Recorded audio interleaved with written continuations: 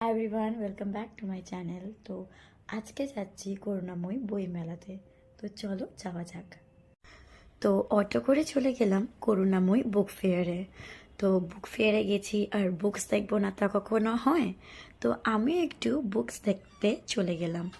তারপর ওখান থেকে চলে গেলাম ডান্স প্রোগ্রামে। দেখতে দেখতে চোখ পড়ল এই ইউএস আর জার্মানি ইন্টারন্যাশনাল বুক স্টোরে। এখানেও খুব ভালো আর নানান ধরনের বুকস এসেছিলো, খুবই ভালো ছিল। তারপর আমাদের মেন জায়গায় চলে গেলাম ফুড স্টলে।